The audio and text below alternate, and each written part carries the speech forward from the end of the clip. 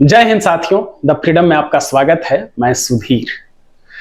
साथियों, एक बात आमतौर पर कही जाती है कि कांग्रेस ने देश को आजाद कराया, गांधी जी ने देश को आजाद कराया, या गांधी जी के नेतृत्व में देश को आजादी मिली। हम लोग इस वीडियो में देखेंगे कि यह बात कितनी सच है। कांग्रेस की स्थापना 1885 में हुई थी। उस समय चंद धनाढ़ लोग, बहुत ही वीवीआईपी लोग उसमें शामिल थे। फिर धीरे धीरे इसमें भारतीयों की संख्या बढ़ने लगी, राष्ट्रवादी लोग इसमें शामिल हुए और अंग्रेजों से थोड़ा सा अधिकार बढ़ाने की बात होने लगी। 1920 से इसमें सक्रिय होते हैं महात्मा गांधी, मोहनदास करमचंद गांधी। दक्षिण अफ्रीका से लौटे थे। बिहार में चंपारण में एक सफल आंदोलन कर चुके थे नीलहे किसानों के समर्थन में, जिसे चंपारण सत्याग्रह कहते हैं, 1917 में ही। और उसके बाद 1920 से विधिवत वो कांग्रेस का नेतृत्व करने लगते हैं। वहां से उनका असहयोग आंदोलन शुरू होता है।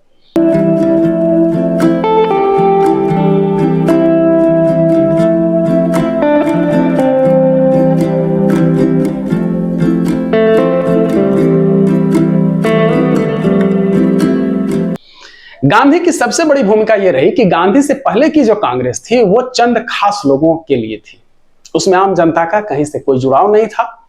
कोई ऐसा आंदोलन नहीं हुआ था जिससे आम जनता जुड़ सके। सरकार के खिलाफ निंदा प्रस्ताव पारित करना, सरकार के खिलाफ कुछ लेख लिख देना, सरकार से कुछ मांग करना, यह सब तक सीमित थी कांग्रेस। गांधी का सबसे बड़ा योगदान यह रहा कि उन्होंने कांग्रेस को आम आदमी से जोड़ा, आजादी की लड़ाई को आम आदमी से जोड़ा, और उनका जो आंदोलन शुरू हुआ उसमें आम आदमी शामिल हुआ।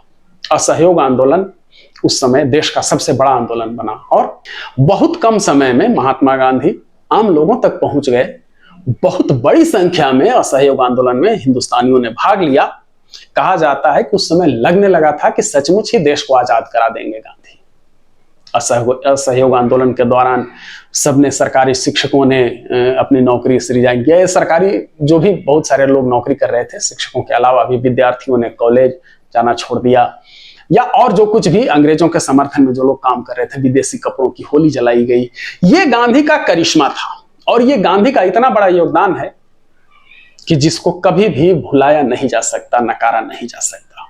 कि उन्होंने एक पार्टी जो कुछ खास वीआईपी लोगों तक सीमित थी, जिसका काम ही था मांग करना, आवेदन देना, नाराजगी व्यक्त करना, निंदा प्रस्ताव पारित करना वगैरह, वो अब आम जनता के साथ जुड़ी और आम जनता खड़ा होकर के, पूरी तरह निर्भय होकर के और ब्रिटिश सरकार से लड़ने की, संघर्ष करने की बात कर रही थी। लड़ने की मतलब अहिंसक तरीके से ही, मतलब उसके सामने खड़े होने की स्थिति में आ गई कि वो भी ब्रिटिश हुक्मरान के सामने आम जनता, आम हिंदुस्तानी खड़ा होने लगा।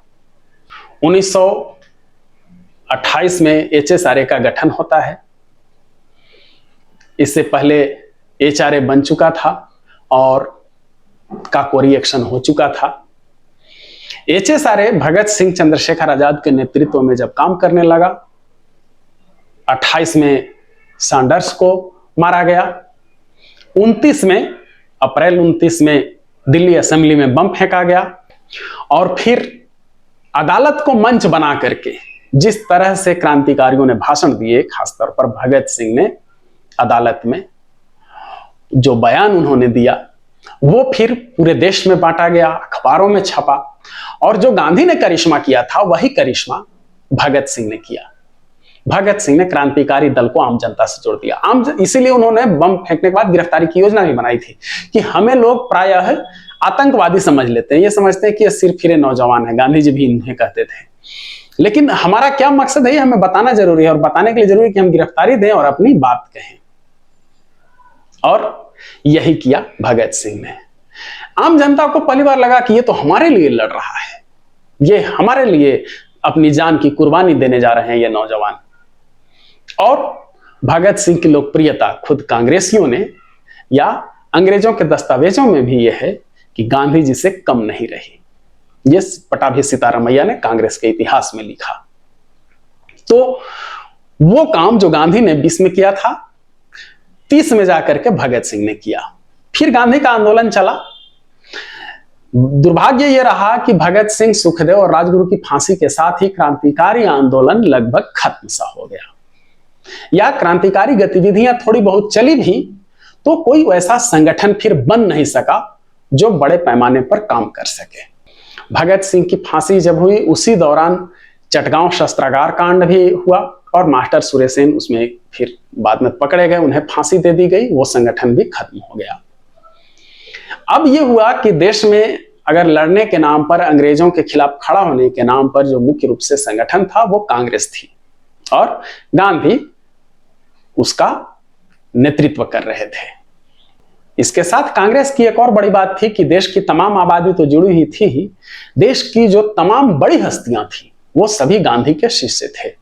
पंडित जवाहरलाल नेहरू, डॉक्टर राजेंद्र प्रसाद, वल्लभ भाई पटेल या इस तरह के जितने भी बड़े नेता थे वो सभी कांग्रेस में ही शामिल होकर के आजादी की लड़ाई लड़ रहे थे और सभी गांधी को अपना अभिभावक, अपना गुरु, अपना नेता, अपना आदर्श मानते थे। और इसी संगठन में सुभाष चंद्र बोस भी थे उस वक्त।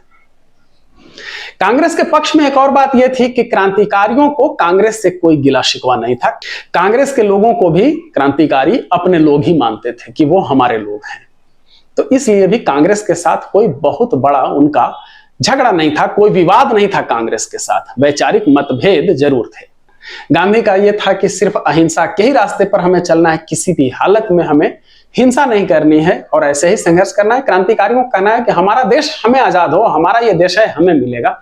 इसमें हिंसा और अहिंसा की कहां पर बात आती है? अंग्रेज बाहर से आए हैं या आक्रमणकारी हैं, इन्होंने हम पर हमला करके हमारा ऊपर कब्जा कर लिया है, इन्हें भगाना है। इसमें हिंसा अहिंसा वाली बात नहीं है। सुभाष चंद्र बोस जिस समय कांग्रेस के अध्यक्ष थे उसी समय गांधी से उनका विवाद होने लगता है। फिर वो अलग हो जाते हैं और सुभाष चंद्र बोस को आगे यह भी लगने लगता है कि अब अगर लड़ाई आगे लड़नी है तो गांधीवाद के रास्ते पर यह लड़ाई नहीं लड़ी जा सकती है।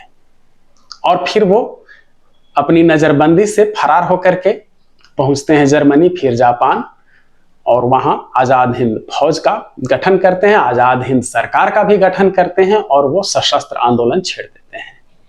1942 में कांग्रेस का या गांधी का अंतिम आंदोलन होता है, भारत छोड़ो आंदोलन। लेकिन यह भी आंदोलन हम लोगों ने पिछले वीडियो में चर्चा की थी कि यह गांधी का आंदोलन नहीं रह गया था, बल्कि उस समय पूरा देश गांधीवाद को पीछे छोड़ करके क्रांतिकारियों के रास्ते पर चली। यह आंदोलन भी 45 तक दम तोड़ चुका था। देश आजाद हुआ 1947 में।